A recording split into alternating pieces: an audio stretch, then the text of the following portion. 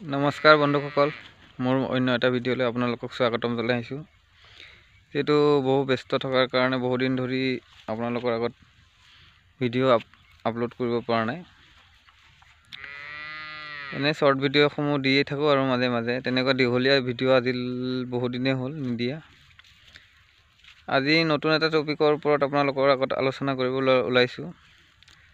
তাৰ আগতে এটা কথা কওঁ, চেনেলটো খোলা বহুত দিনেই হ'ল, 2-3 বছৰ মানেই হ'ল। ভিডিঅ'সমূহ তেনেকৈ মানুহে চোৱা নাছিল, গতিকে ভিউজ পোৱা নাছিলোঁ বা তেনেকুৱা ছাবস্ক্ৰাইবাৰ মোৰ নাছিল। আজি বহু দিনৰ পিছত মোৰ আপোনালোকৰ কাৰণে এই চেনেলটো 1K পাৰ হৈছে। যিসকলে চেনেলটো খোলাৰ পৰা মোৰ লগত জড়িত হৈ আছে তেওঁলোকক মোৰ ইমানখিনিলৈকে আগুৱাই লৈ যোৱাৰ কাৰণে ধন্যবাদ জনাইছোঁ। আৰু ইয়াৰ আগৰ সময়তো আপোনালোকে মোক লগত থাকিব বুলি আৰু এনেকৈ সহায় সহযোগিতা কৰি যাব বুলি আপোনালোকক ওপৰত আশা ৰাখিছোঁ। তেনে মোৰ নতুন টপিক এটা হৈছে, মোক দুজনমান বন্ধুৱে হয়, ভিউৱাৰ্ছো হয়, মোৰ বন্ধুও হয়। তেওঁলোকে মোৰ আগত এটা সমস্যাৰ কথা কৈছিলে। সমস্যাটো হৈছে সিহঁতে আপোনাৰ লোকেল ছাগলীৰ লগত বিটেল বা তেনেকুৱা উন্নত জাতক ছাগলীৰ লগত ক্ৰছ কৰাই যিটো F1 পোৱালি পাইছিলে, বৰ্তমান সেয়া পোৱালি জন্ম হৈ এবছৰ পাৰ হৈ গ'ল, কিন্তু ছাগলীখিনি এতিয়ালৈকে হিতত অহা নাই। এতিয়া বহুতে কয় যে ছাগলী এবছৰ পাৰ হৈ গ'ল, ছাগলী 8 মাহ 9 মাহত বা 6 মাহত এনেকুৱাতেই গৰম হয় বা হিতত আহে বুলি কয়। বহুতে বহুত ধৰণৰ কথা কয়। তেনেকুৱা কোনো ধৰণৰ কথা নাই। এতিয়ালৈকে ছাগলী যিমানখিনি জাত আছে, সকলো জাতৰে হিতত অহা সময় বেলেগ বেলেগ। যিহেতু আমাৰ থলুৱা জাত, আমাৰ লোকেল ছাগলীসমূহ সচৰাচৰ 5 মাহ 6 মাহ এনেকুৱাতে আপোনাৰ হিতত আহি যায়।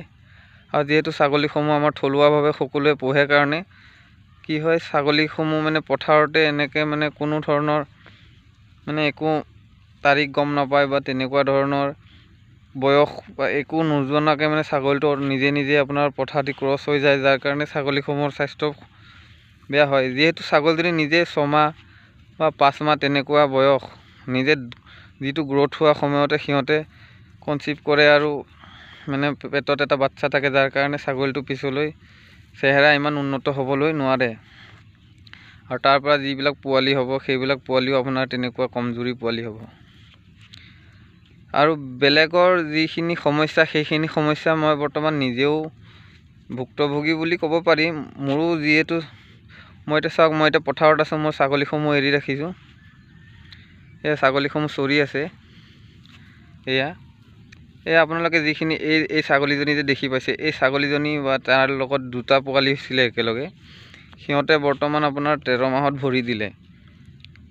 আৰু ময়ো ভাবিছিলোঁ সিহঁতে, বহুতে কয় যিহেতু বাজি হৈ যায় বুলি, ইমান দিন হৈছে গৰম হোৱা নাই, বাজি হৈ যায়। ময়ো সেইটো কথাই ভাবিছিলোঁ, কিন্তু তেনেকুৱা নহয়। মই যিহেতু মেডিচিন পাই হিতত আনিবৰ কাৰণে মেডিচিনো ইউজ কৰিছিলোঁ। ইউজ কৰাৰ পাছতো মই ফল পোৱা নাছিলোঁ।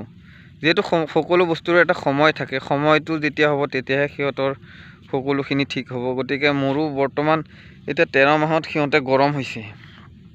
মই ভাবিছিলোঁ ছাগলীখিনি চেহেৰাটো ধুনীয়া হৈছে, খাহী ছাগলীৰ নিচিনা ভাবিছোঁ, বাজি হ'ল নেকি ছাগলীখিনি। চাওক, তেনেকুৱা কোনো কথা নাই। মই নিজে পাইছোঁ এইটো সমস্যা। ছাগলীখিনি আমাৰ 13 মাহত গৰম হৈছে আৰু সিহঁতক মই পাঠা দি কিনে ক্ৰছ কৰোৱাইছোঁ। বৰ্তমান সিহঁতৰ 21 দিন হোৱা নাই। 21 দিনলৈকে যদি আকৌ হিতত নাহে, তেতিয়াহ'লে মই গম পাম যে ছাগলীখিনি কনচিভ কৰিছে আৰু সিহঁতে গাভিনী হৈছে। যদি 21 দিনৰ ভিতৰত আকৌ হিত আহে, তেতিয়াহ'লে আকৌ পাঠা দেখুৱাব লাগিব। আৰু বহুতে কয় যে ছাগলীসমূহ আৰু বহুতৰে পাঠা নাথাকে, যিহেতু 2জনী 4জনী সকলোৱে ছাগলী পোহে। আৰু 2জনী 4জনী ছাগলীৰ কাৰণে কোনেনো এটা পাঠা পুহিব। আৰু সেই পাঠাটো নথকাৰ ফলত বহুতৰে সমস্যা এইটোৱে হয় যে পাঠা এটা নথকাৰ ফলত ছাগলীসমূহ বহুত লেটকৈ হিতত আহে। সেইকাৰণে আপোনালোকে 5জনীমান মাইকী ছাগলী ৰাখিলে অকণমান কষ্ট কৰি হ'লেও লোকেল পাঠা এটা হ'লেও ৰাখিব, যাতে ছাগলীখিনি সময়মতে হিতত আহে। চাওক, বহুত দিন ধৰি ছাগলীটো এনেকৈ পুহি থাকিব, আপুনি হিতত নাহিব, সিহঁতৰ দানাৰ খৰচ গৈ থাকিব আৰু আপোনাৰ মানে লছ হ'ব। সেইকাৰণে আপুনি 5জনীমান ছাগলী থাকিলে পৰাপক্ষত এটা পাঠা ৰাখিবৰ কাৰণে ব্যৱস্থা কৰিব।